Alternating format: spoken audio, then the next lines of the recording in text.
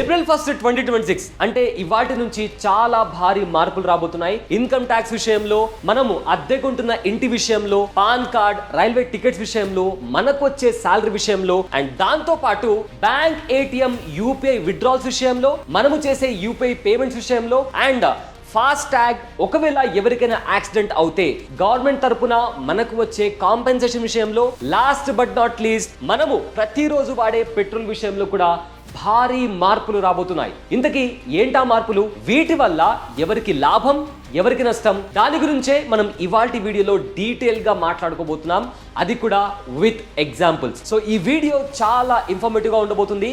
ఖచ్చితంగా ప్రతి ఒక్కరి లైఫ్ లో ఈ ఇన్ఫర్మేషన్ యూజ్ అయ్యే అవకాశం ఉంది. సో స్కిప్ చేయకుండా ఎండ్ వరకు చూడండి. హాయ్, నా పేరు Abule Syed. Let's start our video. మన వీడియోలో అప్డేట్ నెంబర్ 1 వచ్చేసి the new income tax act 2025. అయితే మన దేశంలో ఉన్న ఇన్కమ్ ట్యాక్స్ యాక్ట్ లో ఇది చాలా పెద్ద మార్పు అండి. మన దేశంలో ఇంతకు ముందు ఇన్కమ్ ట్యాక్స్ యాక్ట్ 1961 ఉండేది. సో ఇప్పుడు దాని ప్లేస్ లో ఇన్కమ్ ట్యాక్స్ యాక్ట్ 2025 ని అమల్లోకి తీసుకొచ్చారు. అయితే ఇందులో వచ్చిన one of the major change ఏంటి అంటే, ఇన్కమ్ ట్యాక్స్ యాక్ట్ 1961 లో ఏకంగా 819 సెక్షన్లు ఉండేవి. సో ఇప్పుడు కొత్తగా వచ్చిన ఇన్కమ్ ట్యాక్స్ యాక్ట్ లో ఈ 819 సెక్షన్లను కాస్త తగ్గించి వాటిని 536 సెక్షన్లు చేశారు. సో దీనివల్ల ఎవరైతే ట్యాక్స్ పేయర్స్ అంటే మనం ఉంటాం కదా, సో మనకు ఐటీఆర్ ఫైల్ చేయడానికి కాస్త ఈజీ అవుతుంది. అండ్ ఆల్సో ఇందులో ఇంకో చేంజ్ ఏం చేశారంటే, పాత ఇన్కమ్ ట్యాక్స్ యాక్ట్ లో అసెస్మెంట్ ఇయర్ అనే పదానికి బదులుగా ఇప్పుడు ట్యాక్స్ ఇయర్ అనే పదాన్ని వాడతారు. అయితే ఎవరైతే బిజినెస్ చేసే వాళ్ళు ఉన్నారో వాళ్లకు ట్యాక్స్ ఫైల్ చేయడానికి జూలై 31 వరకు టైం ఉండేది. కానీ ఇప్పుడు దాన్ని ఆగస్ట్ 31 వరకు ఎక్స్టెండ్ చేశారు. అంటే ఒక 1 మంత్ ఎక్స్ట్రాగా ఎక్స్టెండ్ చేశారు. సో ఎవరైతే బిజినెస్ చేసే వాళ్ళు ఉన్నారో ఒకవేళ వాళ్ళు ఐటీఆర్ ఫైల్ చేయాలి అనుకుంటే ఆగస్ట్ 31 వరకు వాళ్ళ దగ్గర ఐటీఆర్ ఫైల్ చేయడానికి టైం ఉంది. ఇక మన అప్డేట్ నెంబర్ 2 వచ్చేసి హెచ్ఆర్ఏ, హౌస్ రెంటల్ అలవెన్స్. ఎవరైతే ఇంటిని అద్దెకి తీసుకొని ఉంటారో వాళ్ళు ఐటీఆర్ ఫైల్ చేసేటప్పుడు హెచ్ఆర్ఏ అలవెన్స్ ని కూడా దాంట్లో యాడ్ చేసి ట్యాక్స్ ని సేవ్ చేస్తూ ఉంటారు. అయితే ఇప్పుడు ఈ విషయంలో కూడా రూల్స్ చాలా స్ట్రిక్ట్ గా మారిపోయాయండి. సో ఒకవేళ మీ ఇంటి రెంట్ 10,000 కంటే ఎక్కువగా ఉంటే అప్పుడు మీరు ఖచ్చితంగా మీ ఇంటి ఓనర్ పాన్ కార్డ్ ని ఖచ్చితంగా ఇవ్వాలి అనే రూల్ ని ఇప్పుడు గవర్నమెంట్ ఆఫ్ ఇండియా మ్యాండేటరీ చేసింది. ఎందుకు ఇలా చేసిందంటే, చాలా మంది ట్యాక్స్ సేవ్ చేయడానికి ఫేక్ రెంటల్ రిసిప్ట్స్ ని యాడ్ చేసి వాళ్ళు ట్యాక్స్ ని సేవ్ చేస్తూ ఉంటారు. సో అందుకే గవర్నమెంట్ వాటిని అరికట్టడానికి ఇప్పుడు ఈ కొత్త రూల్ తీసుకొచ్చింది. ఇఫ్ ఇన్ కేస్ మీ ఇంటి అద్దె 10,000 కంటే ఎక్కువగా ఉంటే ఖచ్చితంగా మీ ఓనర్ పాన్ కార్డ్ ని ఇవ్వాల్సిందే. కానీ ఇక్కడ గుడ్ న్యూస్ ఏంటి అంటే 50% హెచ్ఆర్ఏ అలవెన్స్ ని ఎగ్జామ్ చేసే మెట్రో సిటీస్ లిస్ట్ ని కూడా కాస్త పెంచడం జరిగింది. ఇప్పుడు ఆ లిస్ట్ లో హైదరాబాద్, బెంగళూరు, పూణే, అహ్మదాబాద్ లాంటి నగరాలను కూడా యాడ్ చేశారు. సో ఎవరైతే సిటీస్ లో ఉంటారో వాళ్ళు కాస్త ట్యాక్స్ ని ఎక్కువగా సేవ్ చేసుకోవచ్చు. అండ్ ఆల్సో ఎవరైతే అద్దెంట్లో ఉంటున్నారో వాళ్ళు ఒక విషయం ఖచ్చితంగా గుర్తుపెట్టుకోవాలండి. అదేంటంటే ఓనర్ డీటెయిల్స్ మరియు పేమెంట్ ప్రూఫ్ పక్కాగా ఉంటేనే హెచ్ఆర్ఏ బెనిఫిట్స్ అనేవి వస్తుంది. లెట్స్ సే ఫర్ ఎగ్జాంపుల్, ఇప్పుడు మీరు ఇంటి రెంట్ 10,000 కన్నా ఎక్కువ పే చేశారు and also me owner pan card ని కూడా సబ్మిట్ చేశారు. అయితే ఎప్పుడైతే ఇన్కమ్ ట్యాక్స్ వాళ్ళు మీ ఓనర్ పాన్ కార్డ్ ని ట్రాక్ చేసి ఈ రెంటల్ అమౌంట్ ఉంది కదా, సో ఆ రెంటల్ అమౌంట్ అనేది ఐటీఆర్ లో కనిపించకపోతే ఆర్ మిస్ మ్యాచ్ అయినప్పుడు అప్పుడు మీతో పాటు మీ ఇంటి ఓనర్ కి కూడా నోటీస్ పంపించడం జరుగుతుంది. సో అప్పుడు మీరు ఎక్స్ప్లెనేషన్ ఇవ్వాల్సి ఉంటుంది. సో అందుకే ఖచ్చితంగా మీరు మీ ఓనర్ డీటెయిల్స్తో పాటు పేమెంట్ ప్రూఫ్ని కూడా పక్కాగా పెట్టుకోండి. అప్పుడే మీకు హెచ్ఆర్ఏ అలవెన్స్ వచ్చే ఛాన్స్ ఉంది, లేకపోతే మీరు ఇబ్బందులు పడాల్సి ఉంటుంది. ఇక మన అప్డేట్ నెంబర్ 3 వచ్చేసి pan card new application and transactions. అయితే పాన్ కార్డ్ విషయంలో కూడా చాలా భారీ మార్పులు వచ్చాయండి. ఇంతకు ముందు మనం పాన్ కార్డ్ అప్లై చేయాలి అంటే కేవలం ఆధార్ కార్డు ఉంటే మనం ఆధార్ కార్డు ద్వారా పాన్ కార్డ్ అనేది అప్లై చేసుకునే వాళ్ళం. కానీ ఇప్పుడు కొత్తగా కొన్ని ఫామ్స్ వచ్చాయి. సో ఇకపై ఆధార్ తో డైరెక్ట్ పాన్ అప్లికేషన్ ఉండదు, కొత్త ఫామ్స్ ని వాడాలి. ఏంటా ఫామ్స్? Form 93, form 94. సో ఈ ఫామ్స్ వాడి మనము పాన్ కార్డ్ ని అప్లై చేయాల్సి ఉంటుంది. ఫామ్ 93 వచ్చేసి ఇండివిజువల్స్ కోసం, అంటే ఎవరైతే ఇండివిజువల్స్ ఉంటారో వాళ్ళు ఒకవేళ పాన్ కార్డ్ కోసం అప్లై చేసుకోవాలి అనుకుంటే ఫామ్ 93 ద్వారా పాన్ కార్డ్ ని అప్లై చేయాలి. లేదు ఎవరైనా కంపెనీ కోసం పాన్ కార్డ్, కంపెనీల కోసం పాన్ కార్డ్ ని అప్లై చేసుకోవాలి అనుకుంటే వాళ్ళు ఫామ్ 94 ద్వారా పాన్ కార్డ్ ని అప్లై చేసుకోవాల్సి ఉంటుంది. అండ్ ఆల్సో ఇప్పటి నుంచి హై ట్రాన్సాక్షన్స్ విషయంలో, అంటే ఎవరైతే ఎక్కువ పెద్ద మొత్తంలో డబ్బుని ట్రాన్సాక్షన్స్ చేస్తారో ఆర్ ఏదైనా కాస్ట్లీ వస్తువులు కొనడం కానీ లేదా పెద్ద పెద్ద డీలింగ్స్ చేసే విషయంలో కానీ పాన్ కార్డ్ అనేది mandatory. So let's say for example మీరు ఒకవేళ ఒక సంవత్సరంలో 10 లక్షల కంటే ఎక్కువగా నగదు డిపాజిట్ చేసినా లేదా విత్డ్రా చేసినా పాన్ కార్డ్ అనేది ఇప్పుడు మ్యాండేటరీ. అండ్ దాంతోపాటు ఒకవేళ మీరు 5 లక్షల పైన కారు కొనుగోలు చేసినా పాన్ కార్డ్ అనేది ఖచ్చితంగా సబ్మిట్ చేయాలి. అండ్ ఆల్సో ఒకవేళ మీరు 20 లక్షల పైన ప్రాపర్టీ లావాదేవీలు జరిపినా కూడా పాన్ కార్డ్ అనేది మ్యాండేటరీ. సో ఈ రకంగా పాన్ కార్డ్కి సంబంధించి రోజు రోజుకి కొత్త రూల్స్ వస్తున్నాయి. అండ్ ఇప్పుడు చాలా చోట్ల మనం పాన్ కార్డ్ ఇవ్వడం అనేది మ్యాండేటరీ.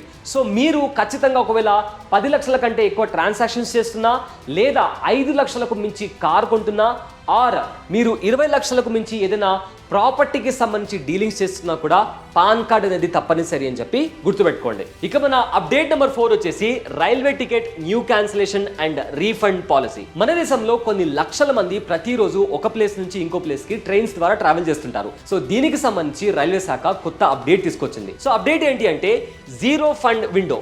ప్రయాణానికి 8 గంటల ముందు టికెట్ క్యాన్సిల్ చేస్తే అస్సలు రీఫండ్ రాదు. అయితే గతంలో ఈ రూల్ 4 గంటలుగా ఉండేది, ఇప్పుడు దాన్ని 8 గంటలుగా చేశారు. అండ్ ఆల్సో టికెట్ క్యాన్సిల్ ఒకవేళ 8 గంటల తర్వాత కూడా మీరు టికెట్ క్యాన్సిల్ చేశారనుకోండి, దానికి సంబంధించి మీకు 100% రీఫండ్ రాదు. దానికి సంబంధించి రూల్ ఎలా ఉంది అంటే 8 గంటల నుండి 24 గంటల ముందు ఒకవేళ మీరు టికెట్ క్యాన్సిల్ చేస్తే మీకు 50% కట్ అవుతుంది. అంటే మీ టికెట్ అయ్యే ఖర్చులో 50% కట్ అవుతుంది, మిగిలిన 50% మీకు రైల్వే శాఖ రీఫండ్ చేస్తుంది. ఒకవేళ 24 గంటల నుండి 74 గంటల ముందు మీరు మీ టికెట్ని క్యాన్సిల్ చేస్తే 25% మాత్రమే కట్ అవుతుంది, మిగిలిన 75% అమౌంట్ మీకు రీఫండ్ చేయడం జరుగుతుంది. అలా కాకుండా మీరు మోర్ దాన్ 72 అవర్స్ అంటే 72 గంటల ముందే మీరు టికెట్ని క్యాన్సిల్ చేస్తే కేవలం కొన్ని స్టాండర్డ్ ఛార్జెస్ మాత్రమే కట్ చేసి మిగతా డబ్బు మీకు రీఫండ్ చేయడం జరుగుతుంది. ఇక అప్డేట్ నెంబర్ 5 వచ్చేసి శాలరీ టేక్ హోమ్ ఇంపాక్ట్. ఎవరైతే శాలరీడ్ ఎంప్లాయీస్ ఉన్నారో, ఎవరైతే మంత్లీ శాలరీ తీసుకుంటారో వాళ్ళ కోసం ఈ అప్డేట్ అనేది చాలా ఇంపార్టెంట్ అండి. ఎందుకంటే కొత్త లేబర్ కోడ్స్ ప్రకారం మీ గ్రాస్ శాలరీలో బేసిక్ పే కనీసం 50% ఉండాలి. సో దీనివల్ల ఏమవుతుందంటే బేసిక్ పెరగడం వల్ల పిఎస్ కాంట్రిబ్యూషన్ పెరుగుతుంది. అంటే ఫ్యూచర్లో మనం సేవ్ చేసే మనం పిఎఫ్ డబ్బుని సేవ్ చేస్తూ ఉంటాం. సో ఇక్కడ 50% ఉండడం వల్ల, బేసిక్ పే 50% ఉండడం వల్ల మనకు పిఎఫ్ అనేది ఎక్కువగా కట్ అవుతుంది. సో ఫ్యూచర్లో ఆ అమౌంట్ని మనము విత్డ్రా చేసుకోవచ్చు. కానీ దీనివల్ల వచ్చే నెగిటివ్ ఇంపాక్ట్ ఏంటంటే, సో దీనివల్ల మన చేతికి వచ్చే నెలవారీ జీతం అనేది తగ్గే ఛాన్స్ ఉందండి. కానీ దీనివల్ల ఉండే అడ్వాంటేజ్ ఏంటి అంటే అది లాంగ్ టర్మ్ గెయిన్. అంటే పిఎఫ్ పెరగడం వల్ల మీ రిటైర్మెంట్ ఫండ్ మరియు గ్రాట్యుటీ బెనిఫిట్స్ భారీగా పెరిగే అవకాశం ఉంది. సో శాలరీ ఎంప్లాయీస్ గుర్తుపెట్టుకోవాల్సిన విషయం ఏంటి అంటే ఈ April 1, 2026 నుంచి మీ గ్రాస్ శాలరీలో బేసిక్ పే కనీసం 50% ఉంటుంది. అండ్ దీని కారణంగా మన మంత్లీ శాలరీ తగ్గే అవకాశం ఉంది. అండ్ అది కాస్త మనకు డ్రాబ్యాక్గా అనిపించవచ్చు. కానీ దీనివల్ల వచ్చే అడ్వాంటేజ్ ఏంటి అంటే లాంగర్ రన్లో మన పిఎఫ్ విషయంలో, అదేవిధంగా గ్రాట్యుటీ బెనిఫిట్స్ విషయంలో కూడా అవి మనకు ప్లస్ అయ్యే ఛాన్స్ ఉందండి. మిగతా అప్డేట్స్ గురించి ఎక్స్ప్లెయిన్ చేసే ముందు మీ అందరికీ ఒక ఇంపార్టెంట్ పాయింట్ గురించి చెప్పాలండి. మనము ప్రతిరోజు ఆఫీస్కి వస్తాము, మంత్ ఎండ్ అయ్యేసరికి శాలరీ తీసుకుంటాము. ఆ శాలరీని మన పిల్లల పైన, మన ఇంట్లో ఉండే పేరెంట్స్ పైన ఆర్ మన లైఫ్ పార్ట్నర్స్ గురించి ఆలోచించి మనం ఎర్న్ చేస్తూ ఉంటాము. సో మనం ఉన్నంత వరకు మన ఫ్యామిలీని మనకు వచ్చే శాలరీ ద్వారా మనం కాపాడుకుంటూ వెళ్తాము. కానీ అన్ఫార్చునేట్లీ మనం లేకపోతే వాళ్ళ పరిస్థితి ఏంటి, వాళ్ళ సిచ్యువేషన్ ఏంటి? సో మీ ఫ్యామిలీని మీరు సేఫ్ అండ్ సెక్యూర్డ్గా ఉంచాలి అన్నా, ఫినాన్షియల్గా సేఫ్గా ఉంచాలి అన్నా టర్మ్ ఇన్సూరెన్స్ అనేది చాలా ఇంపార్టెంట్. కానీ ఇక్కడ ఇంపార్టెంట్ పాయింట్ ఏంటి అంటే టర్మ్ ఇన్సూరెన్స్ అనగానే చాలా మంది భయపడుతుంటారు. ఎందుకంటే ప్రీమియం ఎక్కువగా ఉంటుందేమో అని భయపడుతుంటారు. అండ్ మార్కెట్లో చాలా కంపెనీస్ ఉన్నాయి, ఎక్కడ తీసుకోవాలి, ఒకవేళ ఫలానా కంపెనీలో తీసుకుంటే వాళ్ళు మనల్ని మోసం చేస్తారు ఏమో అన్న భయం కూడా ఉంటుంది. కానీ ఇక్కడే యాక్సిస్ మ్యాక్స్ లైఫ్ ఇన్సూరెన్స్ మీకు చాలా హెల్ప్ అవుతుంది. మీరు లేకపోయినా ఇప్పుడు మీ ఫ్యామిలీని ప్రొటెక్ట్ చేయడం చాలా simple. Axis max life insurance తో 1 crore లైఫ్ కవర్ ని ఇప్పుడు కేవలం నెలకు 595 రూపాయల ప్రీమియంతోనే మనము పొందే అవకాశం ఉంది. ఇందులో ఉండే బెనిఫిట్స్ విషయానికి వస్తే ఫస్ట్ ఇయర్ ప్రీమియం పైన 15% డిస్కౌంట్ లభించే అవకాశం ఉంది. ఇక ఎలిజిబుల్ క్లైమ్స్ కి కేవలం 3 గంటల్లోనే సెటిల్మెంట్ ప్రామిస్. అండ్ ఆల్సో వీళ్ళకు 99.70% క్లెయిమ్ సెటిల్మెంట్ రేషియో కూడా ఉంది. సో మీరు లేకపోయినా కూడా మీ ఫ్యామిలీ ఫినాన్షియల్ గా సేఫ్ గా ఉండాలి అంటే ఇవాళే axis max life term insurance ని తీసుకోండి. దీనికి సంబంధించిన లింక్ నేను కింద డిస్క్రిప్షన్ లో మెన్షన్ చేస్తాను. టర్మ్స్ అండ్ కండిషన్స్ బాగా చదివి మీకు నచ్చితేనే తీసుకోండి అండ్ మీ ఫ్యామిలీ ఫ్యూచర్ ని కాపాడుకోండి. ఇక లేట్ చేయకుండా మిగతా అప్డేట్స్ గురించి మాట్లాడుకుందాం. అప్డేట్ నెంబర్ 6 వచ్చేసి bank ATM and UPI cash withdrawal charges. So ఈ రూల్ చాలా ఇంపార్టెంట్, ప్రతి ఒక్కరు చాలా జాగ్రత్తగా వినండి. ఇంతకు ముందు రూల్ ఎలా ఉండేదంటే చాలా మంది యూపీఐ ఐడి వాడి ఏటీఎం ద్వారా క్యాష్ విత్డ్రాల్ చేసుకునేవారు. సో వాటిపైన ఇలాంటి చార్జెస్ ఉండేవి కాదు. లెట్స్ సే ఫర్ ఎగ్జాంపుల్ మనకు మంత్లీ 5 ఫ్రీ ట్రాన్సాక్షన్స్ ఉన్నాయి అనుకుందాం. సో మన డెబిట్ కార్డ్ వాడి 5 ఫ్రీ ట్రాన్సాక్షన్స్ చేసిన తర్వాత యూపీఐ ద్వారా మనం విత్డ్రా చేసుకున్నా మనకు ఎలాంటి చార్జెస్ పడేవి కాదు. కానీ ఇప్పుడు ఏవైతే ఈ 5 ఫ్రీ ట్రాన్సాక్షన్స్ ఉన్నాయో మంత్లీ ట్రాన్సాక్షన్స్, దీంట్లో మీరు యూపీఐ వాడినా ఆర్ మీ డెబిట్ కార్డ్ వాడినా ఈ 5 ఫ్రీ ట్రాన్సాక్షన్స్ దాటిన తర్వాత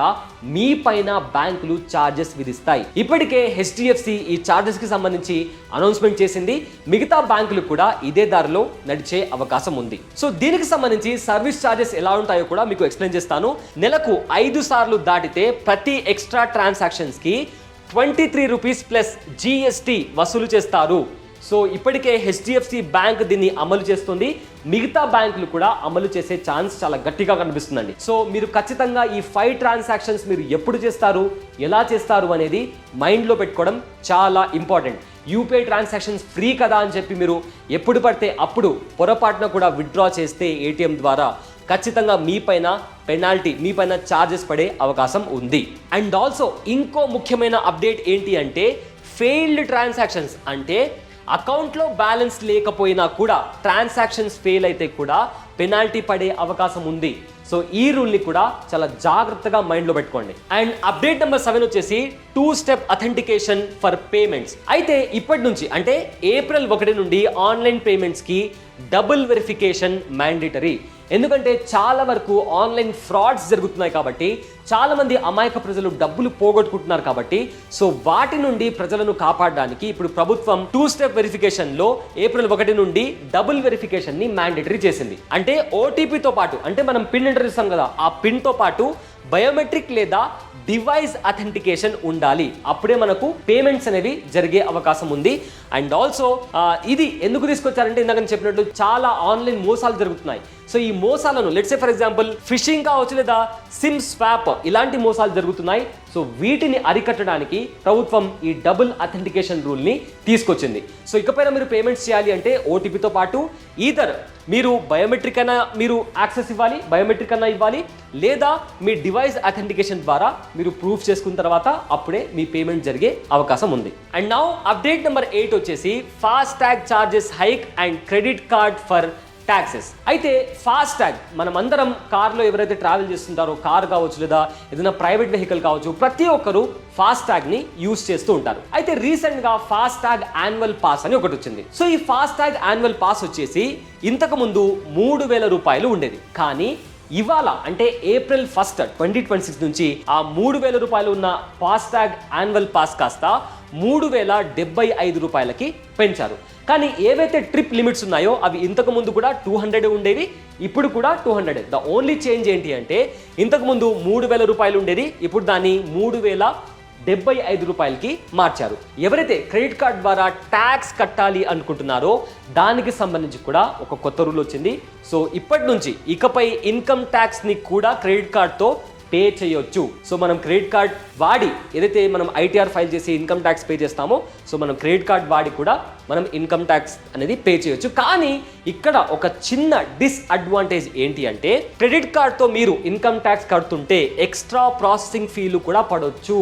సో మీ బ్యాంకులు కావచ్చు ఆర్ ఏదైతే మీరు పే చేస్తున్నారో మీ ప్లాట్ఫామ్ ఫీ కావచ్చు, ఇవన్నీ పడే అవకాశం ఉంది. సో మీరు చెక్ చేసుకొని పేమెంట్ చేయడం బెటర్. సో మీరు ఏ క్రెడిట్ కార్డ్ వాడుతున్నారు దాని ద్వారా మీరు ఇన్కమ్ ట్యాక్స్ పే చేస్తే ప్రాసెసింగ్ ఫీ కావచ్చు, ప్లాట్ఫామ్ ఫీ కావచ్చు, ఎక్స్ట్రా హిడెన్ ఛార్జెస్ ఏమైనా ఉన్నాయా, ఇవన్నీ కంపేర్ చేసి క్రెడిట్ కార్డ్ ద్వారా ఇన్కమ్ ట్యాక్స్ పే చేస్తే మీకు బెనిఫిట్ అనిపిస్తే మాత్రమే క్రెడిట్ కార్డ్ని వాడండి, లేకుంటే దీనికి దూరంగా ఉండండి. ఇక అప్డేట్ నెంబర్ 9 వచ్చేసి మోటార్ యాక్సిడెంట్ కాంపెన్సేషన్ రిలీఫ్. ఎవరైతే యాక్సిడెంట్ బాధితులు ఉన్నారో వాళ్ళకి ప్రభుత్వం ఒక పెద్ద రిలీఫ్ ఇచ్చింది. మోటార్ యాక్సిడెంట్ క్లెయిమ్ ట్రిబ్యునల్ ద్వారా ఏదైతే మనకు అమౌంట్ వస్తుందో దానిపైన వచ్చే వడ్డీకి కంప్లీట్ గా ప్రభుత్వం ట్యాక్స్ ఎగ్జంప్షన్ ఇచ్చిందండి. సో దీనిపైన బ్యాంకులు ఎలాంటి టీడీఎస్ కట్ చేయకూడదు, బాధితులకు పూర్తి అమౌంట్ని ఇవ్వాల్సి ఉంటుంది. ఎందుకంటే ఆల్రెడీ యాక్సిడెంట్ అయ్యి వాళ్ళు చాలా దీనమైన స్థితిలో ఉంటారు కాబట్టి, సో అలాంటి వాళ్ళ దగ్గర నుంచి మళ్ళీ ఆ వడ్డీ డబ్బులపైన టీడీఎస్ కట్ చేయడం అనేది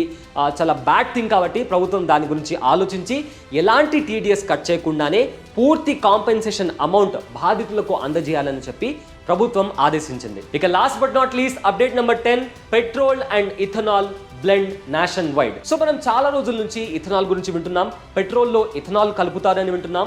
అండ్ ఒకవేళ ఇథనాల్ కలిపితే మన బైక్స్ ఆర్ కార్స్కి మైలేజ్ పడిపోతుంది, ఇలా రకరకాల వార్తలు వింటున్నాం. అండ్ చాలా సిటీస్లో, చాలా ప్లేసెస్లో ఇప్పటికే ఇథనాల్ని పెట్రోల్తో కలిపి బైక్స్లో, కార్స్లో వేయడం జరుగుతుందండి. సో ఇప్పుడు దానికి సంబంధించి ప్రభుత్వం ఇంకో స్టెప్ ముందుకు వేసింది.